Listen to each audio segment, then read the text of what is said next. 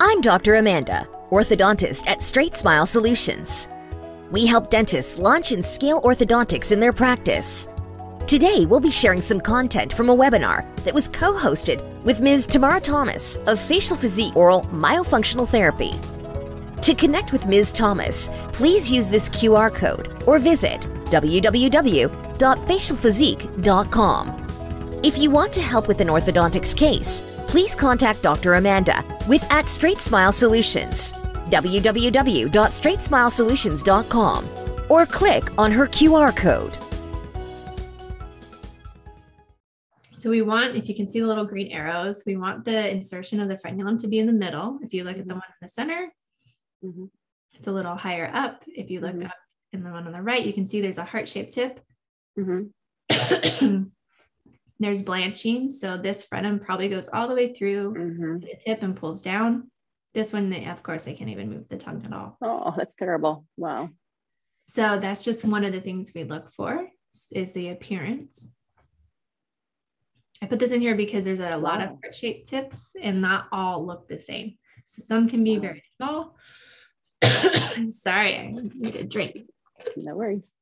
Don't use your neck muscles when you have that drink. Right. Okay, tell me again, the heart-shaped tip means what?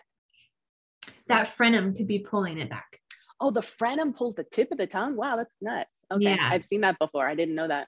Yeah, so that frenum is an indication that that tissue goes through the tongue and pulls there. So that's creating the heart. That's crazy. Yeah, so if they stick the tongue out, but there can be little tiny hearts and there can be large hearts. I'm going to call it, it does not look like a heart to me. It looks like something else, but I'm just not going to say what it is, but Next. So the other indication, one of the other things of appearance is we look for the depression on the tongue. So if you stick your tongue out, you don't have it. But if you stick your tongue out and there's a depression, if you think of that tissue underneath, the frenum being too tight, it's going to pull back and you'll get that depression on the tip. Another thing that we look for. Okay. Patients that have a really deep groove, that can be an indication that there's restriction there. Well, ignore the doorbell. So. And then elevation shape. So if you stick the tongue to the roof of the mouth, we're looking if there's flat. What we want is it to look like this. We want it to look nice and round, and we want there to be a lot of range of motion. This patient's opening as wide as they can comfortably and able to touch. The heart-shaped tip, this is a heart shape / whale tail look. So whale tail. Yeah, that's what it looks like. Also, we look for floor of the mouth lifting. And what we mean is like all this tissue underneath the tongue is being lifted up as well. We want it to stay down. So this is the Eiffel Tower that I was explaining to you where it there at the alveoli. I can see that what you're talking about now. Yeah, this is really cool. Yeah, it's I don't think that's, it's just a term that we use in myofunctional therapy, but it's not, you know, everybody in myo knows the way it looks, but this is another, can you see the heart-shaped tip on this one? Yep. So we want to look at the way, the elevation. Yours is pointed, but you still have restriction. It's not able to reach fully without closing. A couple more Eiffel Towers. Some more floor of the mouth lifting. So those patients that, you know, you're always having to push down and retract. Yes, I know what you're talking about. Interesting. There can be restriction in there, even though, you know, it's not very much. Like it looks like, oh, there's nothing wrong. You can lift this tongue up.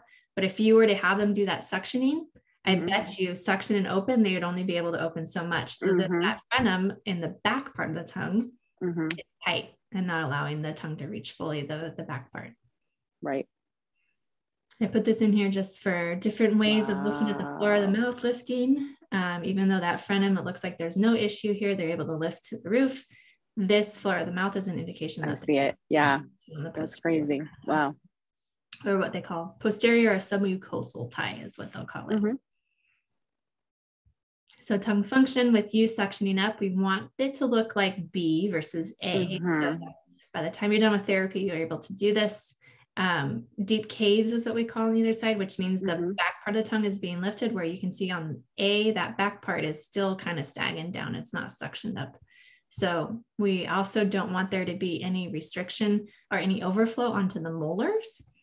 That can be an indication that there's not a lot of palatal space. Okay.